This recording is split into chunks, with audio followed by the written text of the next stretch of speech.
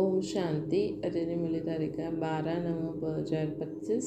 अॼु मिठा मिठा बाप दादा चवनि था, मीठे मीठे ॿार, तव्हांजी पढ़ाई जो सार सॼो मदार आहे योग ते। तव्हांजी पढ़ाई जो सॼो मदार आहे योग ते। योग में ई आत्मा पवित्र ठहींदी आहे। योग में ही आत्मा पवित्र ठहींदी आहे, विक्रम विनाश थींदा आहिनि। प्रश्न कई बार बाप जो ठही करे पोइ हथु छॾे ॾींदा आहिनि, कारण छा थींदो? उत्तर आहे, बाप खे पूरी रीति न पहचानण जे कारण, पूरो निश्चय बुद्धि न थियण जे कारण 8-10 वर्ष खां पोइ बि बाप खे फारकती ॾेई हथु छॾे छॾींदा आहिनि। पोइ हिन सां पद भ्रष्ट थी वेंदो आहे। ॿियो आहे, क्रिमिनल आहे थियण सां माया जी ग्रहचारी वेही रहंदी आहे, अवस्था हेठि मथे थींदी रहंदी आहे त पढ़ाई छुटी वेंदी आहे। बाप खे पूरी रीति न पहचानण जे कारण, निश्चय न थियण जे कारण 8-10 वर्ष खां पोइ बि बाबा खे छॾे ॾींदा आहिनि। निश्चय न हूंदो आहे न, ऐं क्रिमिनल आयो थियण जे कारण। ओम शांति। रूहानी ॿारनि प्रति रूहानी बाप सम्झाइनि था। हाणे सम्झंदा आहियो कि असां सभु रूहानी बेहद जे बाप जा ॿार आहियूं। इन्हनि खे बाप दादा चइबो आहे न। जीअं तव्हां रूहानी ॿार आहियो, वैसे इहे ब्रह्मा बि रूहानी ॿार आहे शिव बाबा जो। शिव बाबा खे रथ त ज़रूरु खपे न। इन करे जीअं तव्हां आत्माउनि खे ऑर्गन्स मिलिया आहिनि कर्म करण लाइ, वैसे शिव बाबा जो बि इहे रथ आहे। शिव जी इहे कर्म क्षेत्र आहे न, जाते कर्म करणो हूंदो आहे। उहो आहे घर जाते आत्माऊं रहंदियूं आहिनि। आत्मा न ॼाणण, आत्मा ॼाणियो अथई कि असांजो घर शांतीधाम आहे। हुते इहे खेल न हूंदो आहे, बत्तियूं आदि कुझु न हूंदियूं आहिनि। सिर्फ़ु हुते आत्मा निराकार रूप में रहंदी आहे।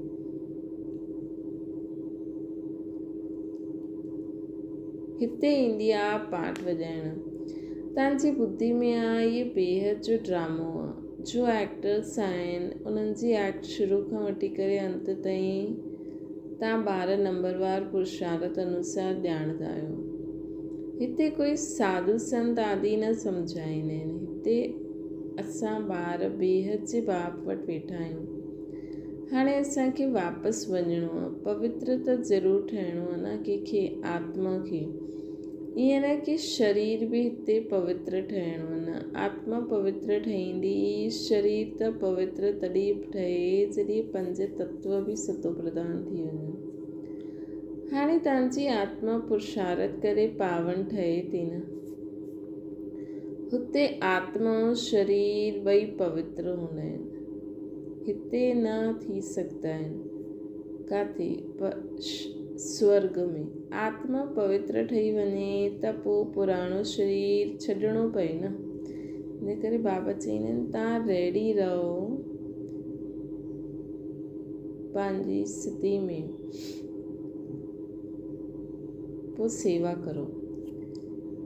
ईअं न अंत में पवित्र थी वेंदी, बाबा चवनि था त ईअं न पोइ सोचो कि हा इहे त थींदो ई अंत में पवित्र न। तव्हां पंहिंजे हिसाब सां सभु रेडी रखो। कई चीज़ हूंदी आहे न, चीज़ त रेडी हूंदी आहे, बसि सोचते आहिनि कि लास्ट में विझणी आहे। इहे फ्रिज में पई आहे, ख़राबु न थी वञे त पूरी पैकिंग न चईंदासीं। ईअं ई असां रेडी रहूं, बसि लास्ट में स्टॉप चयो ऐं थी वियो, हलो। आत्मा पवित्र ठही वेंदी त पोइ शरीर छॾंदी न। पोइ नया तत्वनि सां नयो शरीर ठहींदो। तव्हां ॼाणंदा आहियो असांजी आत्मा बेहद जे बाप खे यादि कंदी आहे व न कंदी आहे। इहे त हर हिक खे पंहिंजे पाण खां पुछिणो आहे। पढ़ाई जो सॼो मदार आहे योग ते। पढ़ाई त सहज आहे न। सम्झी विया आहियो कि चकर कीअं फिरंदो आहे। मुख्य आहे ही यादि जी यात्रा। ये अंदर गुप्त आहे न, ॾिसण में थोरी ईंदी आहे। केरु ख़ुदि खे आत्मा सम्झी बाबा खे यादि कंदो आहे। बाबा न चई सघंदा आहिनि कि इहे ॾाढो यादि कंदा आहिनि उहे कमु। हा, ज्ञान जे लाइ ॿुधाए सघंदा आहिनि कि इहे ज्ञान में ॾाढो तिखो आहे। यादि जो त कुझु ॾिसण में ई न ईंदो आहे न। ज्ञान मुख सां चई सघंदा आहियूं। यादि त अजपा जाप आहे न। जाप अक्षर भक्ति मार्ग जो आहे। जाप माना कोई जो नाम जपणु। यादि अजपा जाप आहे। मतिलबु ऐं असांखे जपणो न आहे शिव बाबा शिव बाबा शिव बाबा, पर अंदर में स्मृति रहे। दुनिया में भक्ति मार्ग में त माण्हू जाप कंदा आहिनि, हिते त आत्मा खे पंहिंजे बाप खे यादि करिणो आहे। तव्हां ॼाणंदा आहियो असां बाप खे यादि कंदे कंदे पवित्र ठहींदे ठहींदे मुक्तिधाम शांतिधाम में हलंदासीं। ईअं न कि ड्रामा सां मुक्त थी वेंदासीं। मुक्ति जो अर्थ आहे दुख सां मुक्त शांतिधाम में हली वेंदासीं। पोइ सुखधाम में ईंदासीं। पवित्र जो ठहींदा आहिनि उहे सुख भोगंदा आहिनि। अपवित्र मनुष्य उन्हनि जी ख़िदमत कंदा आहिनि। पवित्रता जी महिमा आहे न, पवित्र जी महिमा आहे, इन में ई महिनत आहे। अखियूं ॾाढो वॾो धोखो ॾींदियूं आहिनि। किरी पवंदा आहिनि। हेठि मथे त सभिनि खे थियणो पवंदो आहे न। ग्रहचारी सभिनि खे लॻंदी आहे। भल बाबा चईंदा आहिनि ॿार बि सम्झाए सघंदा आहिनि। पोइ चईंदा आहिनि माता गुरू खपे। छो जी हाणे माता गुरू जो सिस्टम हलंदो आहे। अॻियां पिताउनि जो हुयो, हाणे पहिरियों कलश माताउनि खे मिलंदो आहे। माताऊं मेजॉरिटी में आहिनि। कुमारियूं राखी ॿधंदियूं आहिनि पवित्रता जे लाइ। भॻवानु चईंदा आहिनि काम मां शत्रु आहे, हिन ते जीत पायो। रक्षाबंधन पवित्रता जी निशानी आहे। उहे माण्हू राखी ॿधंदा आहिनि, पवित्र त ठहींदा न आहिनि। उहो सभु आर्टिफिशियल राखी आहे, कोई पावन ठाहिण वारी न आहे। हिन में त ज्ञान खपे। हाणे तव्हां राखी ॿधंदा आहियो, अर्थ बि सम्झाईंदा आहियो न। इहे प्रतिज्ञा कराईंदा आहिनि। जीअं सिख माण्हुनि खे कंगन निशानी हूंदी आहे न, परंतु पवित्र त ठहींदा न आहिनि। पतित खे पावन ठाहिण वारो सर्व जी सदगति दाता त हिकु बाप आहे। उहो बि देहधारी न आहे। पाणी जी गंगा त हिन अखियुनि सां ॾिसण में ईंदी। बाप जो सदगति दाता आहे, उन्हनि खे हिन अखियुनि सां न ॾिसी सघंदासीं।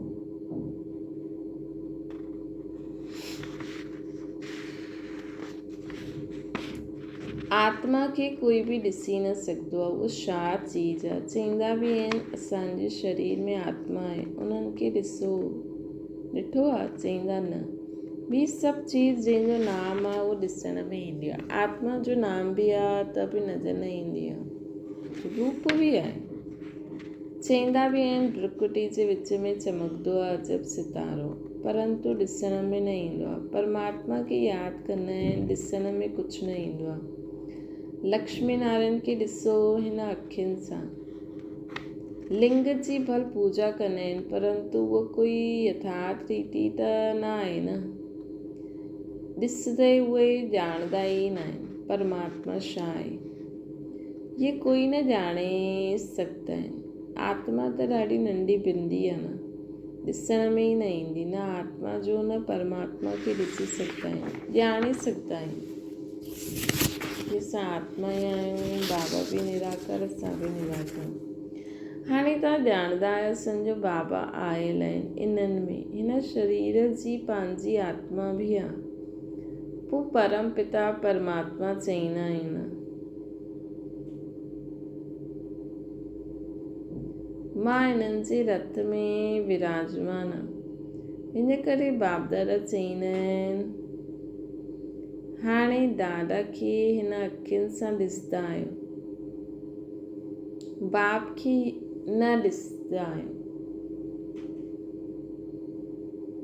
जॾहिं ब्रह्मा बाबा में शिव बाबा आया हूंदा त नज़र त ब्रह्मा बाबा ईंदा हूंदा, है न, शिव बाबा थोरी नज़र रखंदा आहिनि।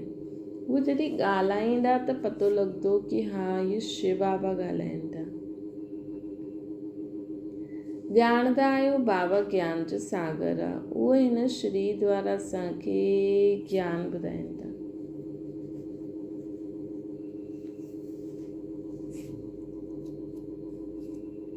उहो ज्ञान जो सागर पतित पावन आहे, निराकार रास्तो कीअं ॿुधाए। प्रेरणा सां त कोई कमु न थींदो न। भॻवान ईंदा आहिनि इहे कंहिंखे बि पतो न आहे।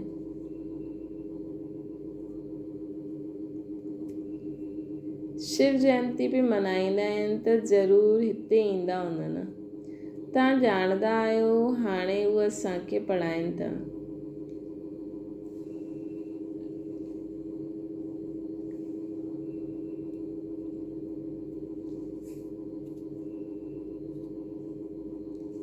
बाबा हिननि में अची करे पढ़ाईंदा आहिनि। बाबा खे पूरी रीति न पहचान जे कारण, निश्चय बुद्धि न थियण जे कारण 8-10 वर्ष खां पोइ बि फारकती ॾेई छॾींदा आहिनि।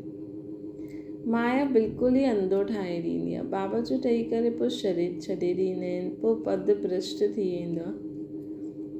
हाणे तव्हां ॿारनि खे बाप जो परिचय मिलियो त ॿियनि खे बि ॾियणो आहे न। ऋषि मुनि आदि सभु नीति कंदा आहिनि।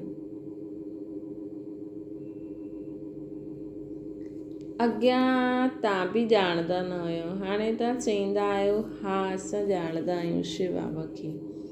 तव्हां आस्तिक थी वियो न। सृष्टि जो चक्कर कीअं फिरंदो आहे इहो बि तव्हां ॼाणंदा आहियो। सॼी दुनिया ऐं तव्हां ख़ुदि हिन पढ़ाई जे पहिरियों नास्तिक हुयो।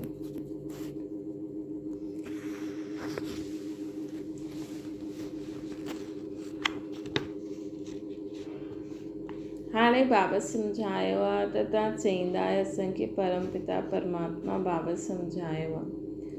आस्तिक ठातो आहे न शिव बाबा। असां रचता हुनजी रचना जे आदि मध्य अंत खे न ॼाणंदा हुआसीं। बाबा आहे रचता। बाबा ई संगम ते अची करे नई दुनिया जी स्थापना कंदा आहिनि, पुराणी दुनिया जो विनाश बि कंदा आहिनि। शिव बाबा थोरी कंदा आहिनि, इहे त दुनिया वारा ख़ुदि ई कंदा आहिनि। पुराणी दुनिया जे विनाश जे लाइ इहा महाभारत लड़ाई आहे, जंहिंजे लाइ सम्झंदा आहिनि उन समय श्री कृष्ण हुयो।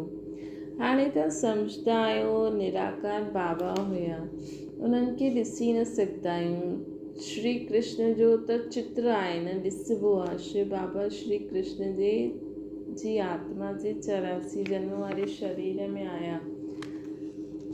ज्ञान त शिव बाबा ॾिनई न, त माण्हुनि खे त नज़र न आया। शिव खे ॾिसी न सघंदा आहियूं। श्री कृष्ण त सतयुग जो प्रिंस हुयो। पोइ फीचर्स बि ओड़ा हर जनम में अलॻि अलॻि थींदा आहिनि, त अंतिम जनम में ओड़ा न थी सघंदा आहिनि। श्री कृष्ण बि कॾहिं कीअं ईंदा आहिनि इहे कोई ॼाणंदा ई न आहिनि। श्री कृष्ण खे कंस जी जेल में ॾेखारींदा आहिनि।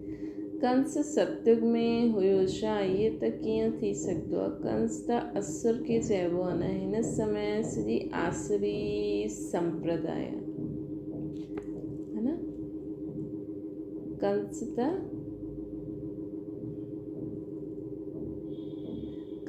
त असुर चइबो आहे न। त हिन समय कंस जहिड़ा माण्हू आहिनि, छो जो हिन समय सॼी आसुरी संप्रदाय आहे। हिक ॿ खे मारदा कटदा रहंदा आहिनि। दैवी दुनिया हुई, इहा भूल थी वई आहे न, इहे भुलिजी विया आहिनि। ईश्वरीय दैवी दुनिया ईश्वर स्थापना कई, इहे बि तव्हांजी बुद्धि में आहे। नंबरवार पुरुषार्थ अनुसार हाणे तव्हां ईश्वरीय परिवार जा आहियो, पोइ हुते दैवी परिवार जा ठहींदासीं। हिन समय ईश्वर तव्हांखे लाइक़ु ठाहिनि था, स्वर्ग जो देवी देवता ठाहिनि था न। बाबा असांखे पढ़ाइनि था। हिन संगम युग जो कोई कोई बि ॼाणंदो न आहे। कोई बि शास्त्र में न पुरुषोत्तम युग जी ॻाल्हि न आहे। पुरुषोत्तम युग अर्थात जिते पुरुषोत्तम ठहिणो हूंदो आहे। आत्मा खे सुठा स्वभाव संस्कार धारण करणा हूंदा आहिनि। पुरुषोत्तम युग में आत्मा पुरुष उत्तम ठहींदी आहे पंहिंजे मन वचन कर्मनि में। सत्युग खे चईंदा पुरुषोत्तम युग। हिन समय त मनुष्य पुरुषोत्तम न आहे, इनखे त कनिष्ठ तमो प्रधान चईंदासीं। इहे सभु ॻाल्हियूं सवाइ असां ब्राह्मणनि जे ॿियो कोई सम्झी न सघंदा आहिनि। बाबा चईंदा आहिनि इहा आसरी भ्रष्टाचारी दुनिया आहे। सत्युग में अहिड़ो कोई वातावरण न हूंदो। उहो हुई श्रेष्ठाचारी दुनिया। उन्हनि जा चित्र आहिनि बराबरि इहे श्रेष्ठाचारी दुनिया जा मालिक हुया। भारत जे राजाऊं थी करे विया जो पूजा जंहिंजी पूजा थींदी आहे। पूज्य पवित्र हुया त पोइ पुजारी ठहिया। पुजारी भक्ति मार्ग खे पूज्य ज्ञान मार्ग खे चईंदासीं। पुजारी सु पूज्य पुजारी पूज्य सु पुजारी पुजारी सु पूज्य कीअं ठाहींदा आहियूं इहे बि पतो आहे। इहे बि तव्हां ॼाणंदा आहियो न। हिन दुनिया में पूज्य हिकु बि न थी सघे। पूज्य परमपिता परमात्मा ऐं देवी देवता इनखे चईंदासीं। परमपिता आहे सभिनि जो पूज्य एवर पूज्य। सभु धर्म वारा उन्हनि जी पूजा कंदा आहिनि। अहिड़े बाप जो जनमु हिते ई थियल आहे भारत में। शिव जयंती बि मल्हाईंदा आहिनि। परंतु मनुष्य खे कुझु पतो ई न आहे कि उन्हनि जो जनमु भारत में थींदो आहे। अॼुकल्ह त शिव जयंती ते हॉलीडे बि न रखंदा आहिनि। जयंती मल्हायो न मल्हायो तव्हांजी मर्ज़ी। ऑफिशियल हॉलीडे न आहे। जो जयंती खे न शिव जयंती खे न मञंदा आहिनि उहे त पंहिंजे कम में हली वेंदा। ॾाढा धर्म आहिनि। सत्युग में अहिड़ी ॻाल्हियूं थींदियूं न आहिनि। हुते इहा वातावरण ई न आहे।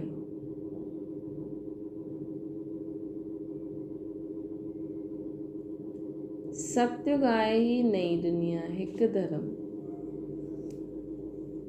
हुते इहो पतो न पवंदो आहे कि असांजे पुठियां चंद्रवंशी राज्य हूंदो।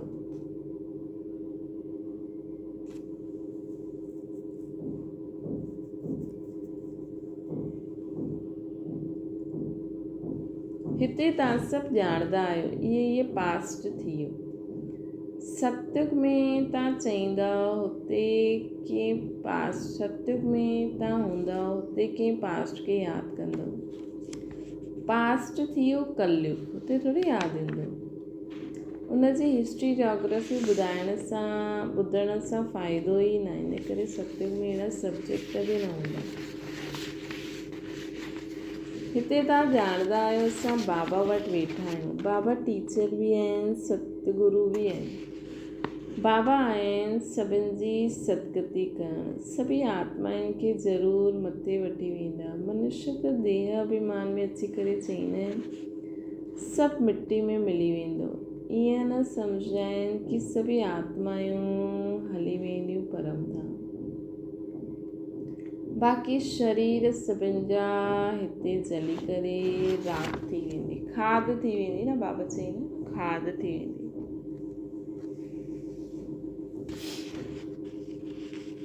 ये पुराणो शरीर ख़तमु थी वेंदो। असां आत्मा हिकु शरीर छॾे ॿियो वठंदा आहियूं न।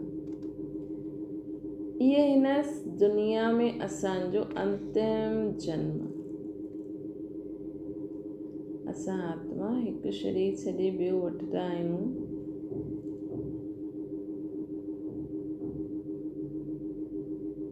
इहे हिन दुनिया में असांजो अंतिम जन्म। सभु पतित आहिनि। सदैव पावन त कोई रही न सघंदो। सतो प्रधान सतो रजो तमो थींदा आहिनि न। उहे माण्हू त चई ॾींदा आहिनि सभु ईश्वर जा रूप आहिनि। ईश्वर पंहिंजे अनेक रूप ठाता अथनि।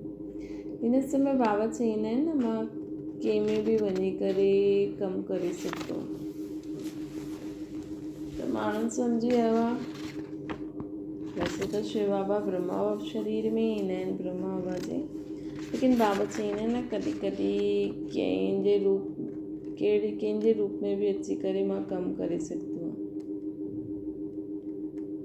त माण्हू सोचियो आहे ईश्वर ई पंहिंजा अनेक रूप ठाहे खेलपाल करण जे लाइ ठाता अथई। हिसाब किताब कुझु न ॼाणंदा आहिनि, न खेलपाल करण वारे खे ॼाणंदा आहिनि, न बाबा थोरी खेलपाल कंदा आहिनि। इहे सभु मनुष्य आत्मा ई करे थी। बाप ई वेही करे वर्ल्ड जी हिस्ट्री जोग्राफी सम्झाईंदा आहिनि। खेल में हर हिक जो पार्ट अलॻि अलॻि आहे, सभिनि जो पोज़ीशन अलॻि अलॻि आहे। जो जहिड़ो पोज़ीशन वारो हूंदो उनजी ओड़ी महिमा हूंदी। हिन सृष्टि ते इहे वैराइटी धर्मनि जो खेल हलंदो आहे। वैराइटी उन में बि ॾिसो अॼुकल्ह त केॾा वैराइटी छा फील्ड निकिरी वियूं आहिनि। धर्मनि जे अलावा बि हुन पोज़ीशन अनुसार उन्हनि जी महिमा थींदी हूंदी। इहे सभु ॻाल्हियूं बाबा संगम ते ई सम्झाईंदा आहिनि। सतयुग में को सतयुग जो पाठ हलंदो, हुते इहे ॻाल्हियूं न हूंदियूं। हिते तव्हांखे सृष्टि चक्र जो ज्ञान बुद्धि में फिरंदो आहे। तव्हांजो नाम ई आहे सुदर्शन चक्रधारी। लक्ष्मी नारायण खे थोरी सुदर्शन चक्रधारी चईंदासीं। इहे आहे ई हिते। मूल वतन में सिर्फ़ु आत्माएं रहंदियूं आहिनि। सूक्ष्म वतन में त कुझु आहे ई न। मनुष्य जानवर पशु पक्षी आदि सभु हिते ई त हूंदा आहिनि। सतयुग में मोर आदि ॾेखारींदा आहिनि। ईअं न की उते मोर जे पंख कढी पायूं, मोर खे थोरी दुख ॾींदासीं। ईअं बि न मोर जो किरल उहो पंख ताज में लॻायूं, न ताज में बि कूड़ी निशानी ॾेई छॾी अथनि। सिर्फ़ु उहो प्योरिटी जी निशानी आहे। बाक़ी ईअं कोई कृष्ण कोई मोर जो पंख लॻाईंदो न। हुते सभु ख़ूबसूरत चीज़ूं हूंदियूं आहिनि न। गंदी कोई चीज़ जो नाम निशानी न आहे। अहिड़ी कोई चीज़ न हूंदी जेकी ॾिसी माण्हुनि खे घृणा अचे।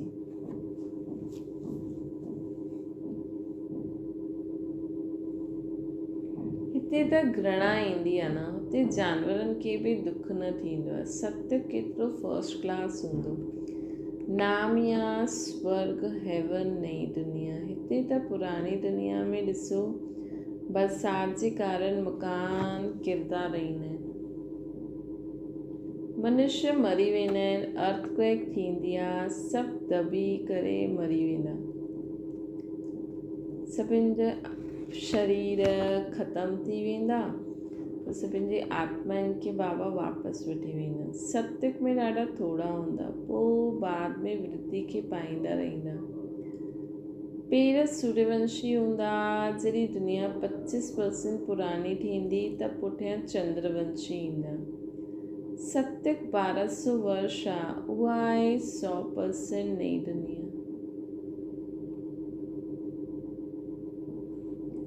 जाते देवी देवता राज्य कंदा आहिनि।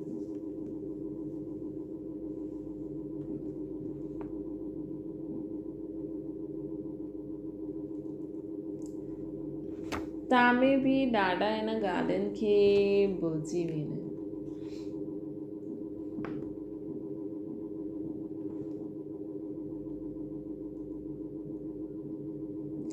राजधानी ते स्थापना थियणी आहे न, हार्टफेल न थियणो। पुरुषार्थ जी ॻाल्हि आहे। बाबा सभी ॿारनि सां हिकु समान पुरुषार्थ कराईंदा आहिनि, तदबीर कराईंदा आहिनि। बाबा सभिनि ॿारनि खे हिकु जहिड़ो पुरुषार्थ कराईंदा आहिनि। पोइ जो जेतिरो करे सघे। तव्हां पंहिंजे लाइ विश्व ते स्वर्ग जी बादशाही स्थापना कंदा आहियो। पंहिंजे खे ॾिसणो आहे, असां हुन दुनिया में छा ठाहींदासीं। अच्छा मीठे मीठे सिकिल दे ॿारनि प्रति माता पिता बाप दादा जो यादि प्यार ऐं गुड मॉर्निंग। रूहानी बाप जी सभिनि रूहानी ॿारनि खे नमस्ते। असांजी बि रूहानी माता पिता बाप दादा खे यादि प्यार गुड मॉर्निंग ऐं नमस्ते। धारणा जे लाइ मुख्य सार हिन पुरुषोत्तम युग में स्वर्ग जे देवी देवता ठहिण जी पढ़ाई पढ़ी करे स्वयं खे लाइक़ु ठाहिणो। पुरुषार्थ में हार्ट फेल न थियणो, दिलि शिकस्त न थियणो। ॿियो आहे हिन बेहद जे खेल में हर एक्टर जो पार्ट ऐं पोज़ीशन अलॻि अलॻि आहे। जीअं जंहिंजी पोज़ीशन आहे ओड़ो उनखे मान मिलंदो आहे। ये सभु राज सम्झी करे वर्ल्ड जी हिस्ट्री जोग्राफी जो सिमरन करे सुदर्शन चक्रधारी ठहिणो। हिन बेहद जे खेल में हर एक्टर जो पार्ट व पोज़ीशन अलॻि अलॻि आहे। जीअं जंहिंजी पोज़ीशन आहे उनखे ओड़ो मान मिलंदो आहे। ये सभु राज सम्झी वर्ल्ड जी हिस्ट्री जोग्राफी जो सिमरन करे सुदर्शन चक्रधारी ठहिणो। वरदाना बाबा जी हर श्रीमत जो पालन करण वारा सच्चा स्नेही आशिक ठहो। जो ॿार सदा हिकु बाप जे स्नेह में लवलीन रहंदा आहिनि उन्हनि खे बाप जो हर बोल प्यारो लॻंदो आहे। क्वेश्चन समाप्त थी वेंदा आहिनि। ब्राह्मण जीवन जो फाउंडेशन आहे ई स्नेह। जो स्नेही आशिक आत्मायूं आहिनि उन्हनि खे बाप जी श्रीमत पालन करण में मुश्किल जो अनुभव न थींदो आहे। स्नेह जे कारण सदा इहे ई उमंग रहंदो आहे कि बाबा जो चयो आहे उहो मुंहिंजे प्रति चयो आहे, मूंखे करिणो आहे। स्नेही आत्मा ॾाढी दिलि वारी हूंदी आहे, इन करे उन्हनि जे लाइ हर वॾी ॻाल्हि बि नंढी थी वेंदी आहे। स्नेही आत्मा जी दिलि वॾी थी हूंदी आहे, इन करे उन्हनि जे लाइ हर वॾी ॻाल्हि बि नंढी थी वेंदी आहे। स्लोगन आहे कोई ॻाल्हि खे फील करणु इहा बि फेल थियण जी निशानी। फीलिंग न करो, ग़लती थी बाबा सां सॉरी चयो, उनखे करेक्ट करो, अॻियां हलो। अव्यक्त इशारो ज्वाला स्वरूप जी स्थिति जो अनुभव करण लाइ निरंतर यादि जी ज्वाला प्रज्वलित रहे। इन जी सहज विधि सदा पंहिंजे खे सारथी ऐं साक्षी सम्झी करे हलो। आत्मा हिन रथ जी सारथी आहे। हिन स्मृति स्वतः ई हिन रथ सां व कहिड़े बि प्रकार जे देहभान सां न्यारो ठाहे छॾंदी। स्वयं खे सारथी सम्झण सां सर्व कर्मेंद्री पंहिंजे कंट्रोल में रहंदी आहे।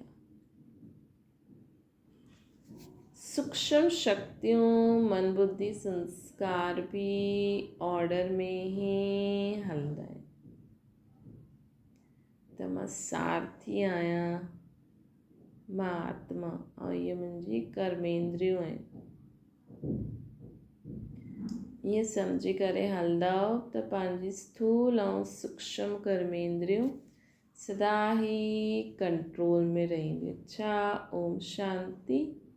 बाबा की याद करो।